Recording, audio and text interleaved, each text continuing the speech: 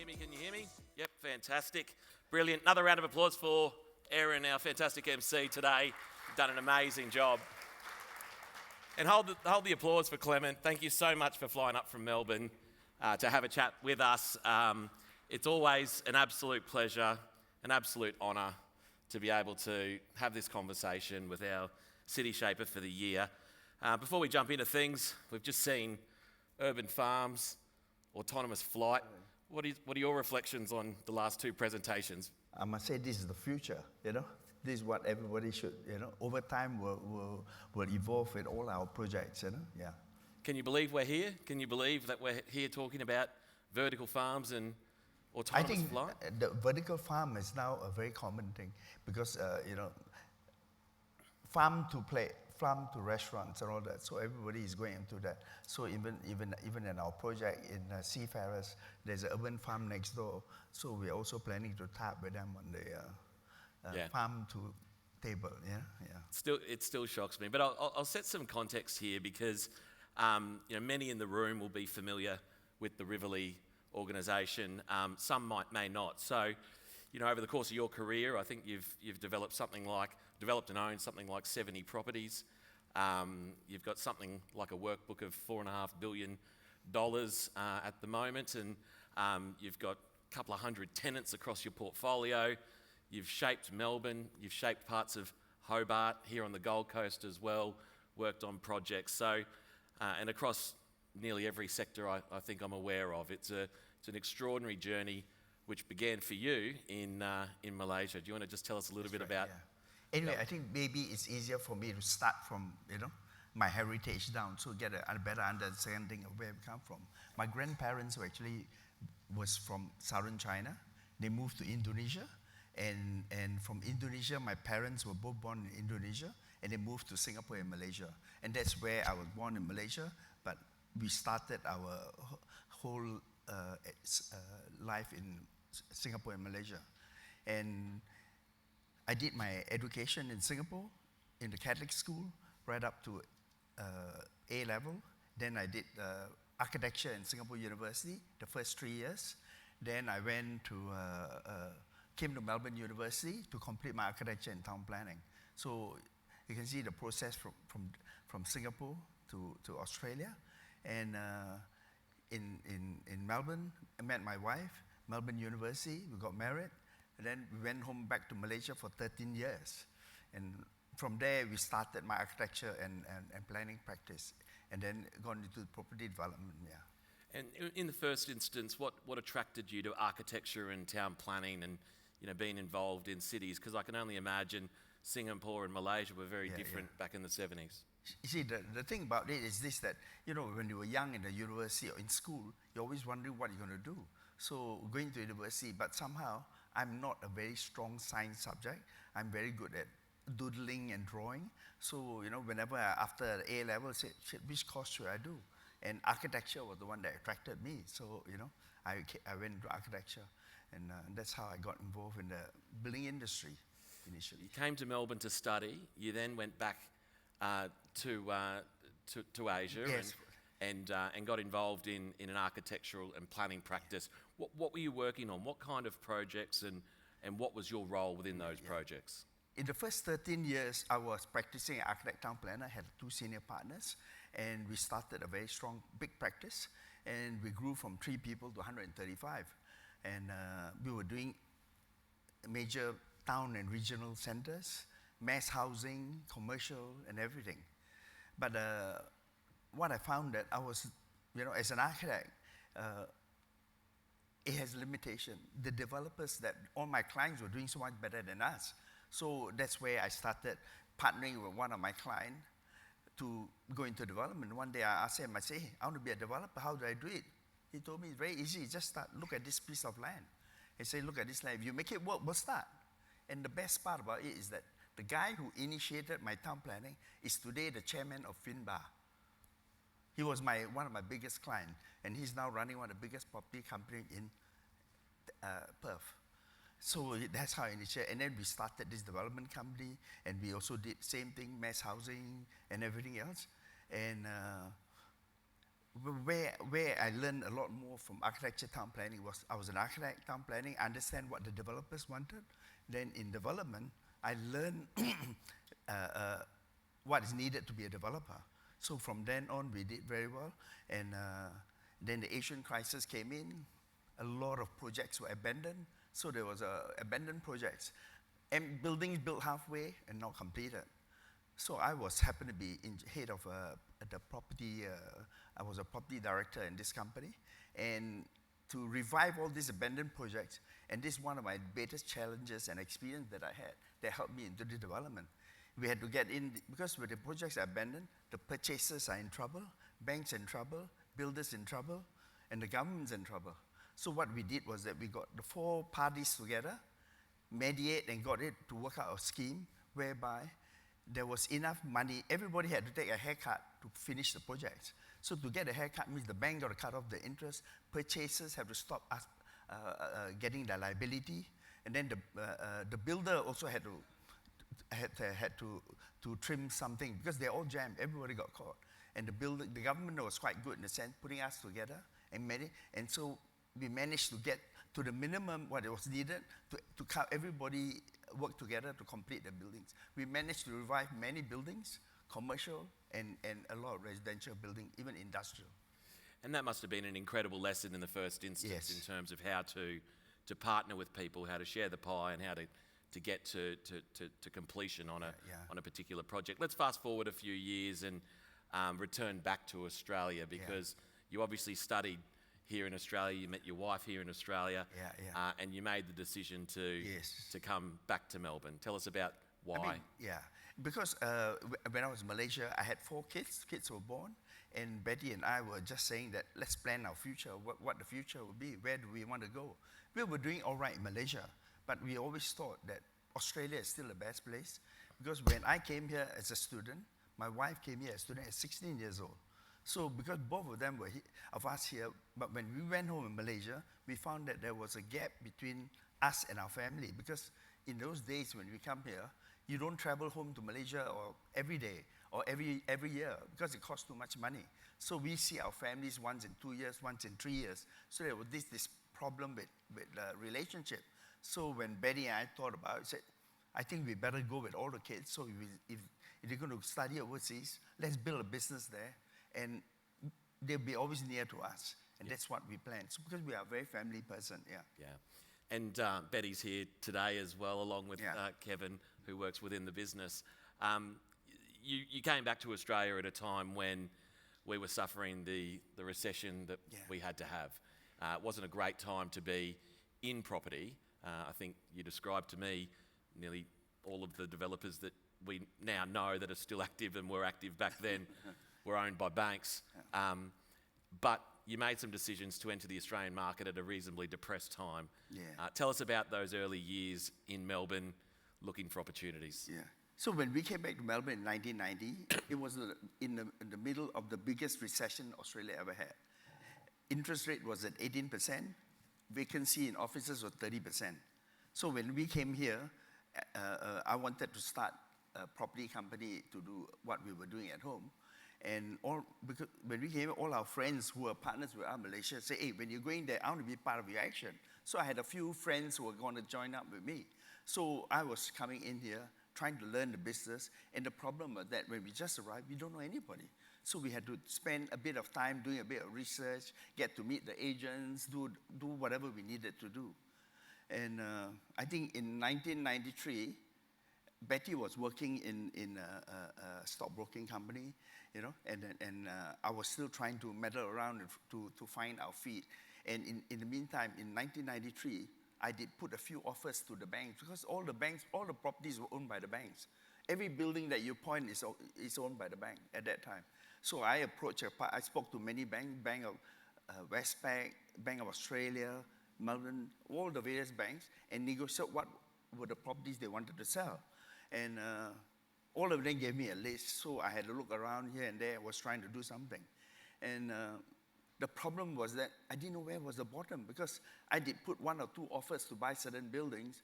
And then when I came back, my friends and valuers were telling me, hey, Clement, you know, I think it's still coming down. So I had to pull back the offer. So I did that. I was offered, pull back the offer here and there. Then I think in May 1993, I felt there's some activity happening in the market already. So because I was working on it for earlier 12 months, I think within a few weeks, I bought 3 buildings, 2 empty ones, and 1 with a partial tenant. And then a few months later, I bought another building in St. Kilda Road, in Swanson Street, so in Melbourne. So I think that started my property operation. I was very lucky because when I was in development in Malaysia, and the banks knew us. So I had the banks, OCBC Bank, which is a Singapore bank. They've been my funder from day one. They are still funding me today. So I'm just saying. Yeah. It's really interesting. I mean, most of the conversations that I've had here as part of this over the years have been with somebody that started with a single subdivision or a single house, or started as a bricklayer, or started as you came into a market with capital, but identified the opportunity and had partners along with you. How did you, obviously, if there were so many opportunities that presented themselves, how did you get, and I know that's just a lot of the property people here in this audience would be thinking this, how did you get comfort around the 3 buildings that you then committed to? What were you looking for, and how did you go about? See, to me, my plan was basically I wanted to buy income asset at the same time to do development. So I had 2 parallel directions. One is get income, one is to develop. So I need to buy empty buildings, and how do I certify that it's the right price? It's quite simple in the sense that first it was so much well below replacement cost, you know. That was one of the whole thing. It worked out per square meter was nothing, you know. And then the debt of the buyers that I got, when I asked the bank, what do the guy owes, you know, what was his debt? I bought nearly 1/3 to 1/4, you know. 30 cents to the dollar. 30 cents to a dollar. So to me, it was a no-brainer at that time, you know. So I managed to acquire that. But the important thing was that once you start, the market was bad, so you're not sure how the hell you're going to get your project going. So because I had 2 empty buildings, one I decided I move in and create my office. It was a 3,000 square meter building, so I was the first tenant in there. And then I started calling all my friends in other buildings and say, just come in, you know, whatever you can pay, just fill up the space. Fill it up. So, and that's what I did, yeah. And then empty building, I had to do something. Yeah. So as a student here, I remember I used to stay in International House in Melbourne University. Normally when the term ends, I have to move out and look for apartments to stay. So there's this gap as a student in university that you need to find apartments outside. So that's why I did the first 36 one of the first 36 apartments in Melbourne when there were only 300 apartments in the whole of Melbourne. So I was doing nearly 10% of the market. Yeah. How did the rest of the industry, you know, the established parts of the property industry in Melbourne at the time, perceive this young fella running around stitching buildings up and buying their debt at 30 cents in the dollar? What was the industry response to what you were doing at that time? I must say, it was quite new. In fact, the city of Melbourne was trying to promote Melbourne 3000. Okay, Melbourne 3000 was, they're saying that Sydney has got apartments, Melbourne has got no apartments here and there. They were promoting it. So Melbourne City Council even approached me and asked me, we've been trying to get people to build apartments, but not many people are doing it. Why do you do it? So I told them about my past experience in Melbourne University because we had to move out. I was staying in St. Kilda from Melbourne Uni, like a few kilometers away, you know. So that was what I did. And then at that time, there were 1 or 2 other players around. We had Central Equity, we had Backton, Central Equity, Backton, and there's another Italian group that was doing some work. And I must say, we were selling, it was so cheap actually. It's so cheap that I remember I was selling 1,000 a square meter, 1,200 square meter for an apartment space at that time. It's very different times to what. Yeah, different time. Yeah. To what it is now. I guess with experience and wisdom that you've had running through many markets, if you were to take that early phase of your property journey here in Australia, and try and parallel it to where we are now for some of the people in the audience. What were some of the real lessons that you learnt during that early phase of building your business up? I mean, the early phases of building, we did do a lot of research, basically. I was doing a bit of research, trying to find out other things.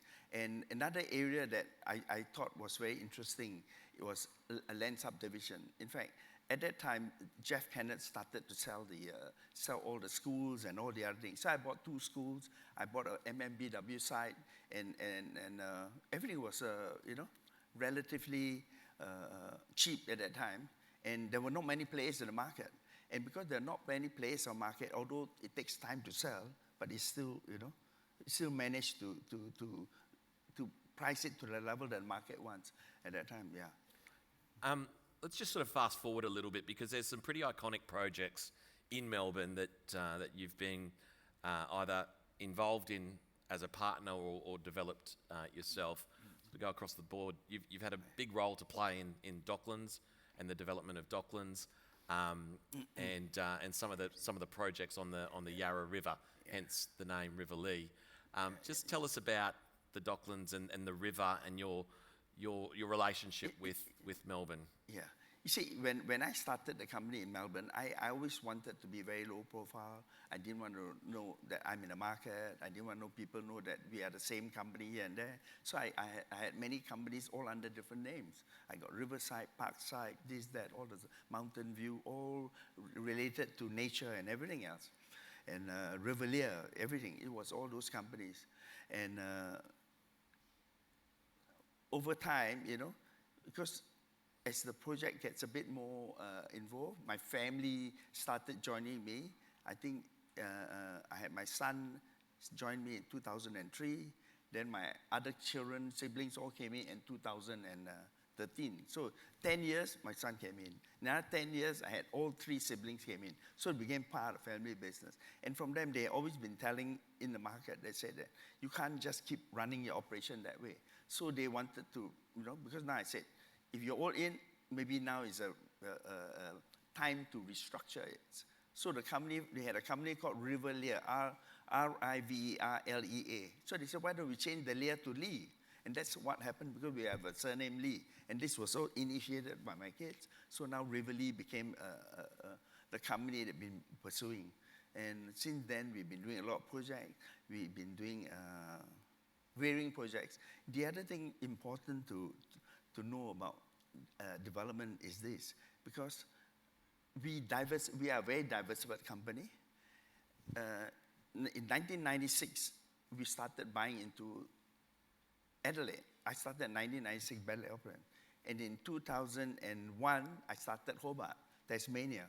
Queensland, we started, I think, year 1999 or 2000. So anyway, we believe in diversification of project in the sense that income asset, development asset, and also diversification in states, because the states are all operated at different time in property. When Melbourne do well, Brisbane might not. Queensland though. So I was playing the diversification game, and that was how I ended up with all these projects. You ask me, how the hell you get into all these areas?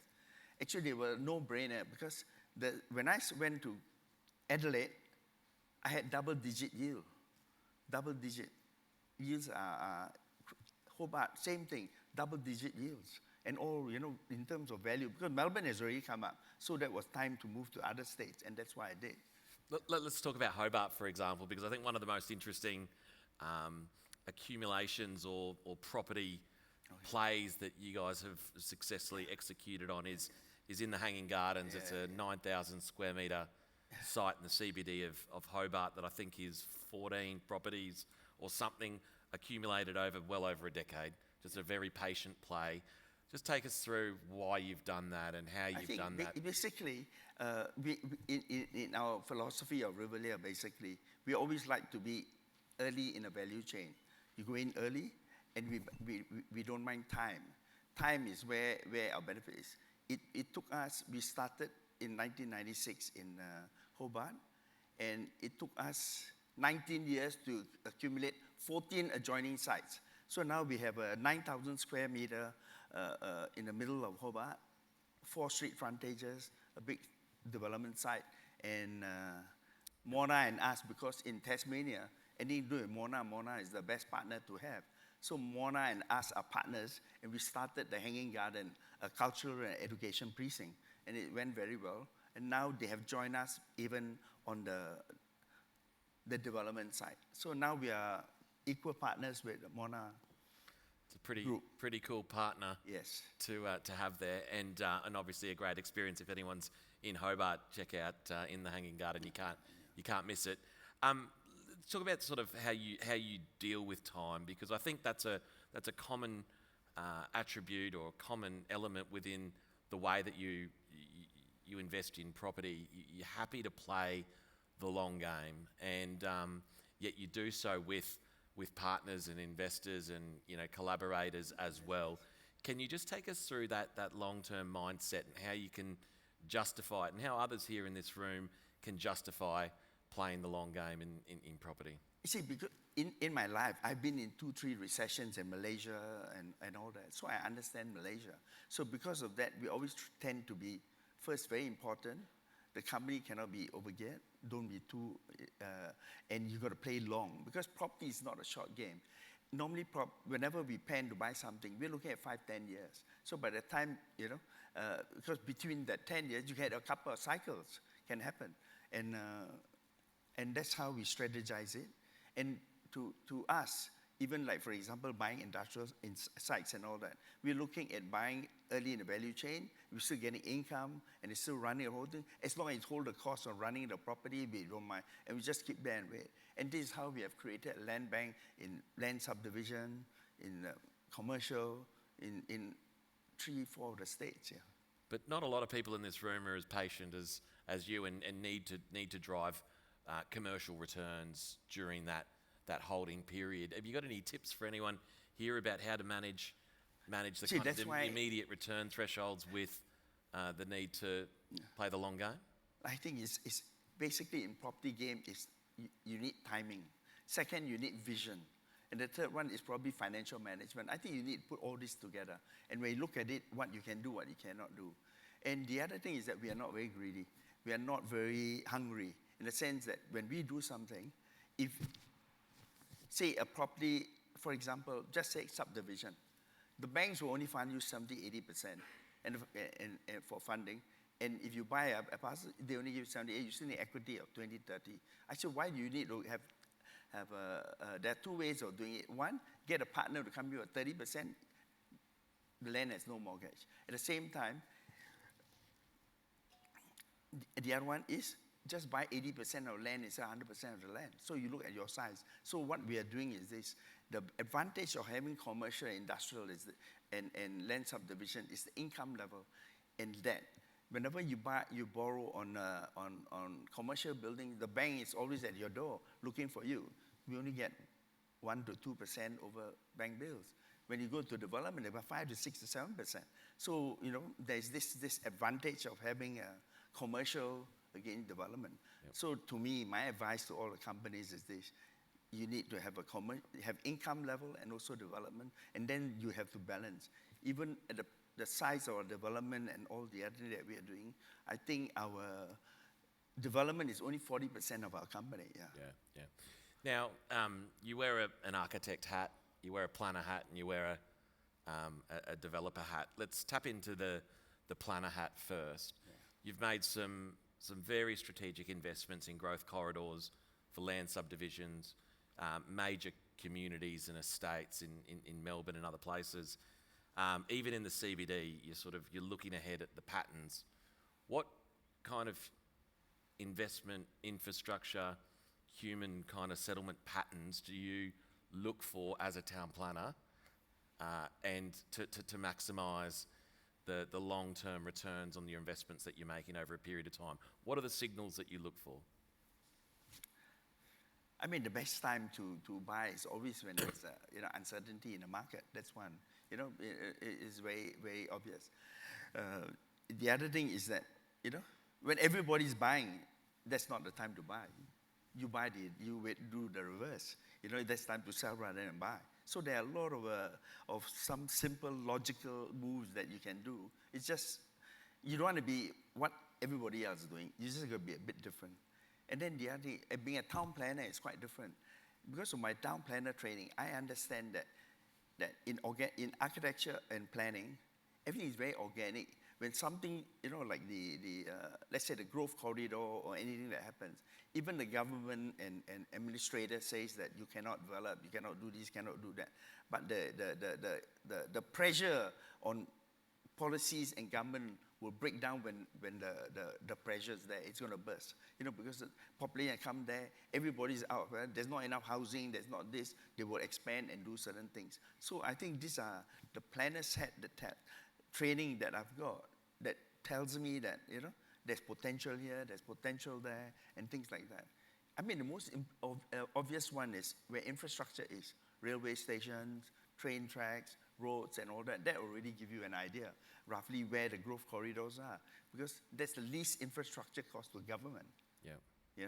Then at the same time, when you look at land, the one next to the station, next to it, costs a lot. The one next on the other side, there's a different margin between here and there. You just do a chart, you get the different values, and you can see where your capacity is, which one you can play. Because even agricultural land today still go up 5%, easy. So even don't have to buy development land, it still goes up. So when you look at it, land is a limited resource.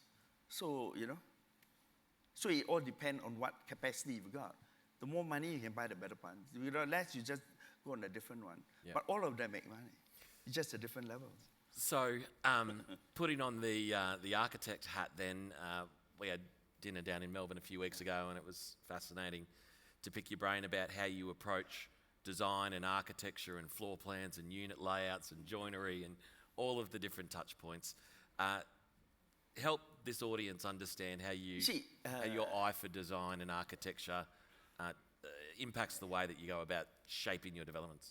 I think the architecture and town planning education has a lot of implication on environment, design, everything that helps the future. It's at the end of the day, every end of the day, whatever we do is for the people, the community, the individual, the buyer, the purchaser, everything that. So all you need to do is center around what are the needs and aspirations of all these people. And from then on, you can work backwards, because from there, you can start providing all the other things that relate. It's like now, the buyers today are very sophisticated. They're looking at not only just design, they're looking at who's the builder, who's the architect, who's the developer. There are all many, many little aspects. And we all know when it comes to design, it's so important because, like, even I'm trained as an architect, but I use all the best architects in the world. My architect, whenever I've got a project, the best man got to be the one. The best architect, the best planner, the best of everybody. So, because fees, everybody is always worried about fees. Fees is only a small component of the whole project.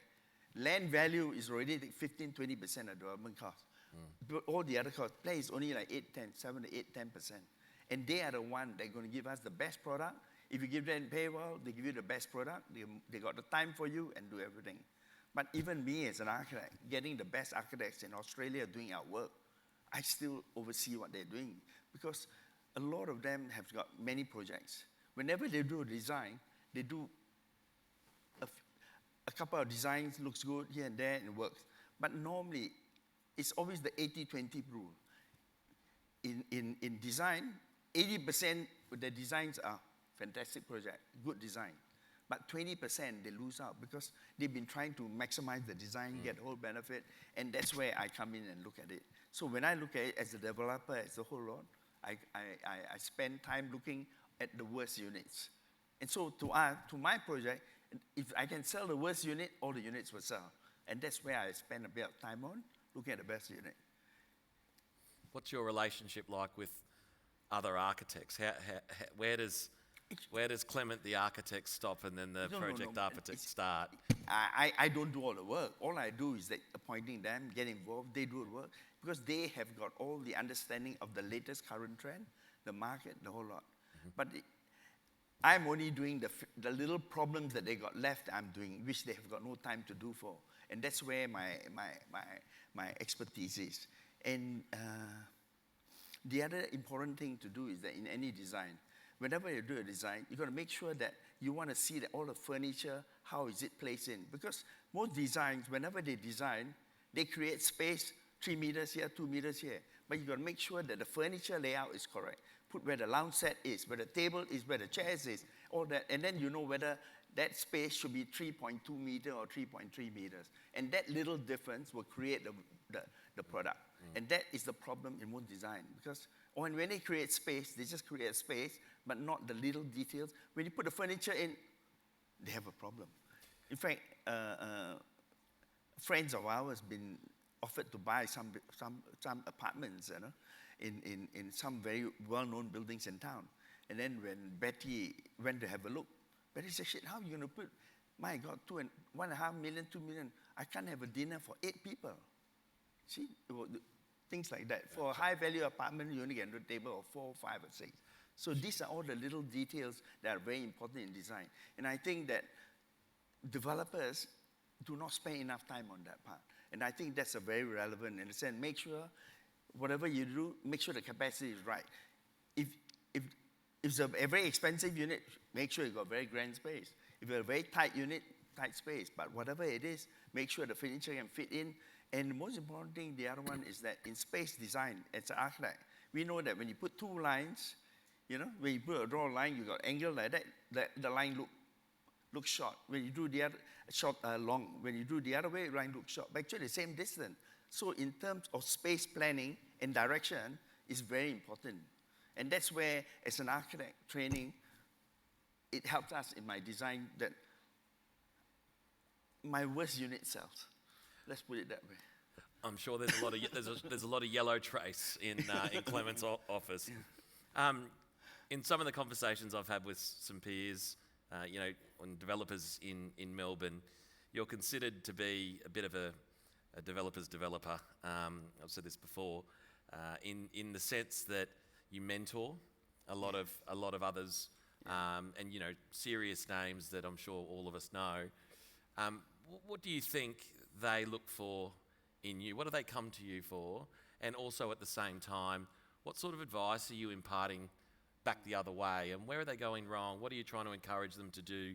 What sort of relationship have you got as a mentor to other developers? Where I find is this, because when I came here, I found that I had a lot of problems in the sense that trying to understand things, understand the market, look at everything and all that. For new players in the market, becomes a problem. So because of that, I go out of my way that if any developers or who just come in here and need some help, they come and see me and I give them ideas. And I even, you know, I think some of them get involved in the design, you know. So, you know, like the other day, I just went to a friend's place. He was doing a hotel in town. He looked at it, I wanted to see his work. He's got international architect doing it. I had a look at it. I said, shit, this is good. I like that. Shit, I'm going to use this architect too. You know, so things like that. I learned from him also while I'm teaching him. So he gave me another one, and he showed me that. I said, oh, bang, bang, bang, bang. I gave him a few design changes and all that would benefit, reduce the construction cost. So what it got, basically, that I'm helping them, but at the same time, I'm also helping, because you never stop learning. Shit, there's so much to learn in the market. Even like, I've been using town planners for 20, 30 years. And then when somebody introduced me in another town planner, I said, shit, why didn't I know you earlier? You should have been, like somebody didn't introduce me earlier, I should have known. And that person is Mike Day. Who's here today, yeah. I hadn't met you yet, but I got a follow on Instagram from a bloke called Clement Lee, and I was like, oh, this is him. And your Instagram's full of architecture and, you know, interesting things that you're seeing. I want to keep moving forward because there's so much that I'd like to cover. You've done some stuff outside of property as well, which was interesting to talk about. Just tell us about some of your other business interests and perhaps what's gone right and what's gone wrong. See, the way the Asian culture is up. whenever you look at, like in Australia, a lot of companies, I concentrate on one. If I do residential, I do residential. I do this, I do that. They don't diversify. And then if you do mixed businesses, they say, oh, in the stock market, if there's a company that do 2 or 3 different business, they get hammered. Whereas they have to be the individual. You're good at this, you get that. No. But the Asian culture a bit different. We are very flexible people. We like to do many things. So since my property was doing well, I wanted to do some diversification. In property, I diversification in states. So I said, oh, maybe I should diversify into manufacturing. So I did manufacturing, I did insurance business, warranty, I did health food business. And so I had a couple of diversification. And I had this a Japanese managing director of one of a very known Japanese company. His term was finished in Sydney, and he was going here to go back to Sydney because when a company, after a certain period, they would go home. He came to see me. He said, Clement, I want to stay in Australia. So I want to do this business. Can you back me? So it was a Sydney operation. So I said, okay. I thought, chief managing director, the opportunity to start something new from scratch. And he would have all the network connections, so I got involved. So I think I must say that it hasn't been fantastic in the sense that all my manufacturing doing all right at one, then suddenly gone belly up. And the problem we have is I used to manufacture pies and donuts for Safeway, pies and donuts for IGA and all that. The problem with that, initially when you get into the business, and then your competitors are trying to get in. When they try to get in, they undercut the price. So every time, they start the price, your cost is rising, but your revenue is declining. So it comes to a stage when it goes the other way. So diversification is good, but not very good in the sense that I had bad experiences. All these businesses didn't do well. The only one that did well was the health food.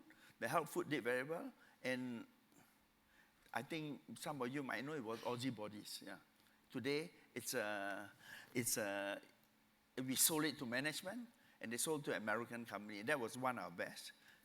But now, what I found in all this diversification is you need, for us, because we are property people, we understand property better. So because of that, now we are diversifying into property that are related to our property. For example, I'm into childcare because I got sites, I put a childcare there. Out of the office buildings or I'm in the rental market, the co-working are killing us. So I got to get into co-working. So we go into co-working, and these are all related property to protect our property interests. Yeah, so I think those are doing well. Just stay away from meat pies. That's why I say stay from meat pies. And just a reminder, we've got some time for some Slido questions as well shortly. So if you do have a question for Clement, please shoot them through and I'll do my best to moderate them. Yeah. I just want to talk about family and the extraordinary achievement that you have, not just with your family, but then integrating them into the business and having them work within the business. It's something I think has been a fairly common thread over the years with the various city shapers that we've spoken to. Just give us a sense of how you as a family blend business and family together, and what some of the lessons have been and how you've done it. I must say, I did mention to you, we are very family-oriented people. So it's very important. We always had a plan, I always wanted to do, in the sense that I didn't want to come to Australia to retire. I want to come to Australia to set a business. So I said, we set a business, we're going to get our kids into the business. So in the planning over the period, normally my lunch, dinner, or talk and all that, I start instilling into their heads when they were young about, about them. They have to come into the, I've got place for them. They got to come to the business and all that. But in the meantime, they have to work somewhere else and come back to us. So I think in the early days, over the years, I've been brainwashing them, in the sense that get them involved, that they know that the plan was for them to come in, So when the time came, like when Kevin came at 2003, my business was already quite stable, and had many locations. And I only have got 2 hands, 2 legs, so I said, better get him in early. So as soon as he finished university, I said, no, you better come straight away, because something happened, nobody knows about it. But to train him, what I did was this, because I had many buildings, so I've got Jones Lang, Managing Director Jones Lang. I said, hey, I want him to be trained in property. So every year, he was sent to Jones Lang department for 3 to 4 months into different departments. So by the time he came to us, he was already a bit a little bit on the outside external company came in. And when he came in, we just had to train him up, And the problem with a lot of organizations or people, in the sense that they do not dare to release. They are too dominating, and they want to control everything and never let the kids. For me, when he started with me, I said, okay, I've got a factory in Swan Street, it had asbestos on the roof and all that. I said, okay, you start doing that project. Then another one was in Bridge Road. We had 5 shops there. I said, okay, we'll develop that. We demolished it, and he ran the whole project from beginning to end. And that's how I trained them. And then the other thing is that whenever I went to a meeting with him, people talk to me. So I said, no, I'm not attending a meeting, you're going to attend it. So when he attend, and that's how I start training them. And over time, they become quite independent and all that. And the best time to train is when you're around, because when you're around, even they make mistakes, you can fix it, because you're around to see the mistakes. But at the same time, I think everybody learns from mistakes. I've learned so much from my mistakes, which I don't tell people what my mistakes are. But I learned so much out of it. It's okay. It's a question here. We'll get to some of your biggest mistakes. Look, the brainwashing must have worked, because Kevin's probably even more enthusiastic about the business than you are and passionate about it. Yeah, so you've done well. And then there's 3 other children in the business working separately. Do you want to just touch on how the governance works? Because this is something that's really interesting. I know that it sounds like you've been quite prescriptive in introducing / brainwashing your children into the business. Your hallmark is actually to empower, and that's across the business. You're very good at that. It's very clear that that's your thing. I'm the best delegator in the market. Tell us about how, so fast before I even land on my lap. Yeah. Tell us what you can about the governance of the business and the next generation and who made decisions about structure. What I noticed, because in Asian culture, there are a lot of families, they always, they only look at the men. The boys are the ones that they always, whenever there's any inheritance or person in charge, only the boys. The girls, they get married, is the next family. So this is what I do. But to us, because we're all brought up in Western culture and society, and Australia, ours are all even. So we made sure that the boys and the girls, everybody had the same amount of vote, everybody had the same amount of power, same amount of shares and everything else. So we made them all equal. And then the other thing is this, that in a business, the good thing about our business is that it's a bit diversified in terms of product design, because we do hotel, we do offices, we do apartments, we do subdivision, a kind of variety of this. And all the 4 kids, because everybody have got different sort of upbringing or different strengths and weaknesses. So it very important in our business, the good thing about our business is that we could identify the strength and weaknesses and what they enjoy. The most important got to be something they enjoy and they're good at. If they don't enjoy, it's still a problem. They're not interested, not a problem. So we just got to channel them into the different sector of the business. And then whatever you don't have, you can always get other people to work on it. So I think that's the most important. And the good thing on our family is that they're 4 completely different. Like Kevin is very good at organizing. He clears his table every day. Emails come in, it's clear. Everything, he's just like a machine, So he looks after all the assets, all the buildings, all the income, all the rental property. But David he's a bit more like me, more visionary, more relaxed, playing big plans. So David became the director of development. Then Tricia, my daughter, she's not interested in many other things here and there. She's interested in foundation, and charity stuff and all that. So we created a foundation, and she runs and head that. Then my other daughter, she's into fashion, design, and all that. I said, okay, you look after the interior division, department, media, advertising, and that's how it works. So it so happened they all do. And they know that they don't enjoy one another's work. They're not interested in the other work. So because of that, they work very well together. And speaking of working well together, your marriage to Betty is the hallmark. It seems like it's the like core. they say, behind every man there's a woman. That's her.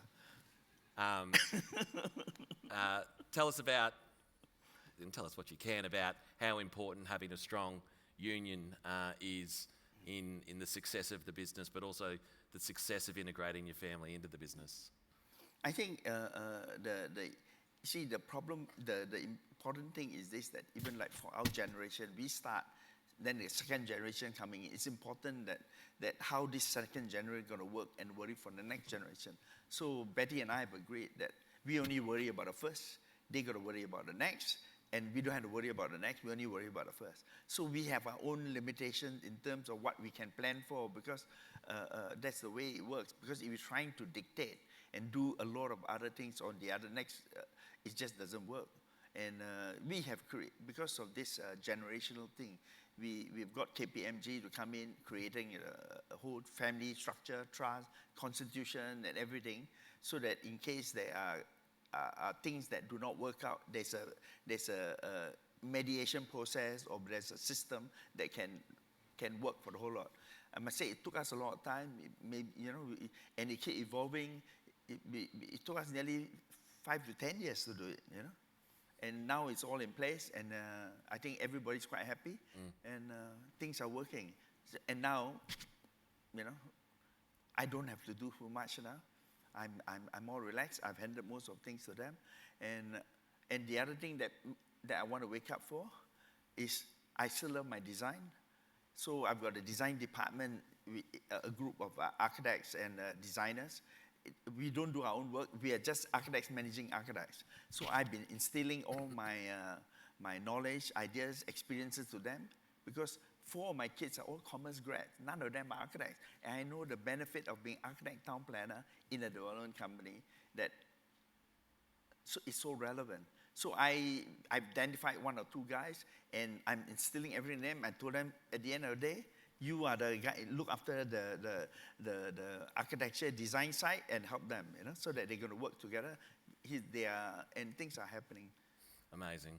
Now let's get through a few questions, and full disclosure, it's me and you against 500 odd people in the bar outside for some networking drinks. Yeah. So let's go through some questions and gather what's here.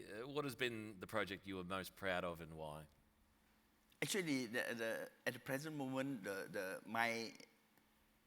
best project I've got is basically Seafarers, which is a eco-friendly hotel, hotel and apartment in Melbourne. It's under construction now. It's going to be completed by end of the year, early next year, and we're opening the hotel on I think March or April. And it's the most eco-friendly hotel in the world. And why do we identify that? One hotel is the brand. It's the first hotel in Australia doing it. It's the most eco-friendly hotel in the world. It only started 7-8 years ago. And he's started by the most famous hotelier in the world. And he's Barry Steinhardt. He started the Starwood Group. He bought Westin and Sheraton, merged together and created Starwood Group. He started St. Regis, W, and all the other brands. After the whole thing gone, and he says, I think the hotel industry is changing. Let's get rid of this group. And he sold it. Marriott has taken over. And he started this new brand, Baccarat, 1 hotel, and 3 house. And he says, this is the brand. And he says, there should only be 1 hotel. And that's where the name came out. So it's 1 hotel. Very cool. And it's the most eco-friendly hotel world. There's a lot of things quite different. He says that water should be free. Water comes on the rain. Everywhere the hotels, you got to pay water, So we got a tap system that you get free water. There's no plastic in the building. No cut flowers. He says flowers should live as a nature. So we're keeping nature in it. So it's kind of different. Everything is and you get the hotel. Like one hotel in Melbourne will be different from one hotel in London. They've got one in London. Because the other character of it is a localized thing. So we need, if it's a one hotel Melbourne, it has to be Melbourne. So what is Melbourne famous for? Their design, their culture, and all that. So these are all the things that we put in the building.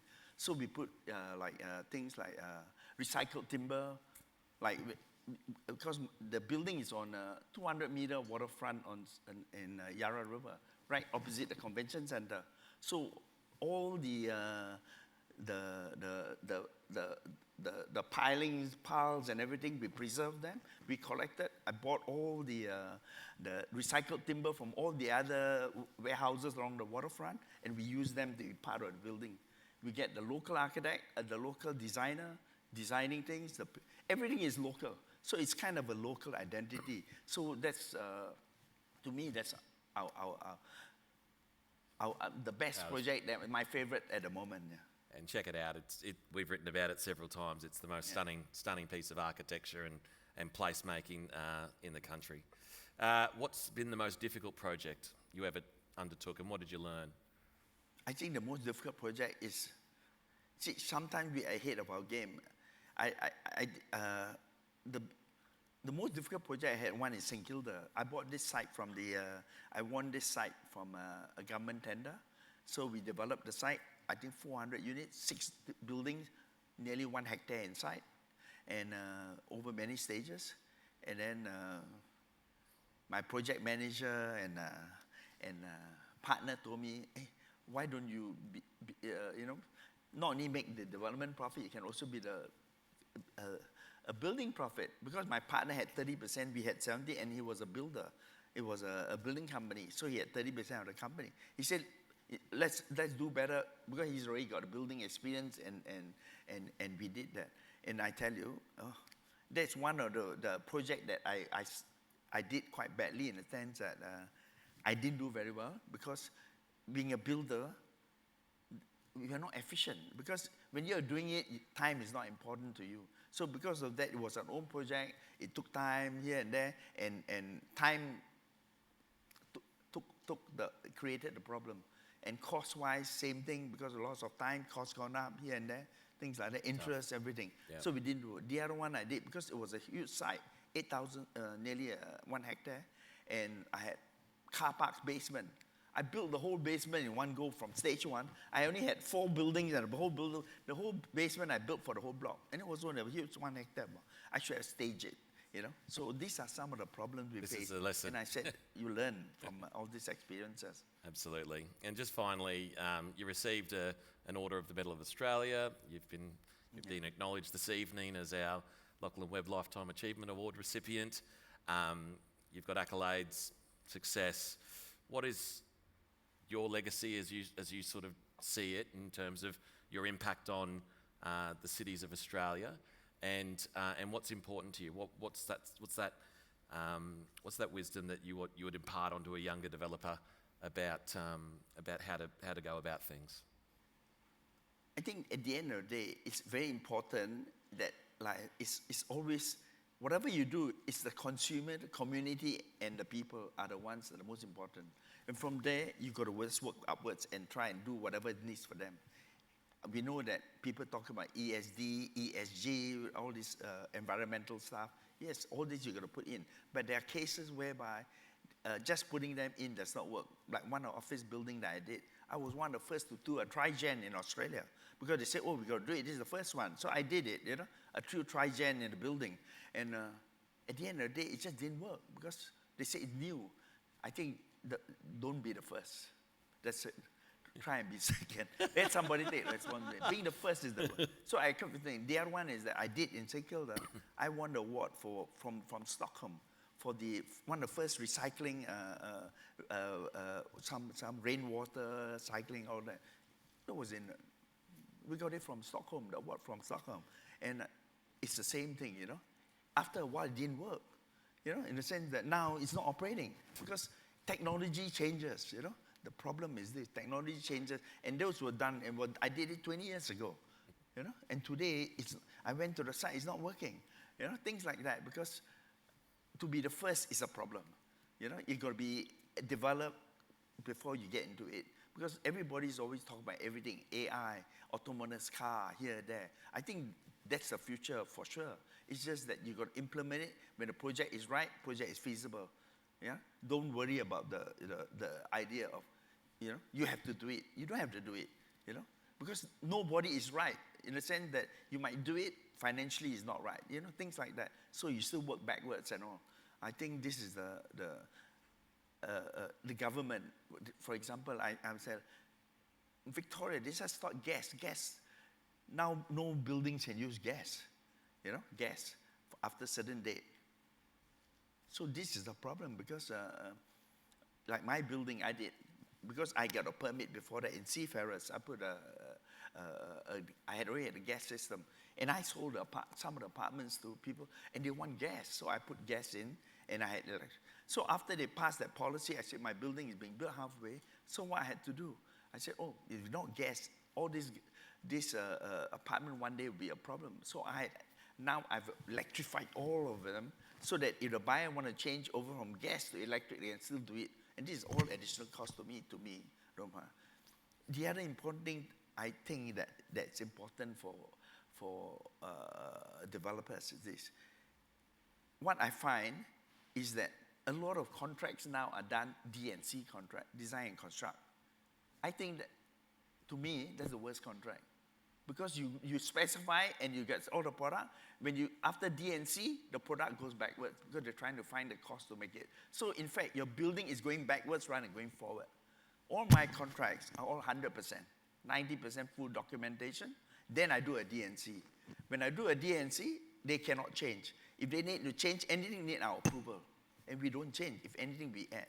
Because to us, we don't want to be the winner. We want everybody to win. The builder wins, developer wins, the purchaser. I think that's the most important balance that everybody should instill in all the projects. Because if everybody wins, everybody's happy. At the end of the day, the buyer, to them, that's the only asset they own in their life, a lot of them.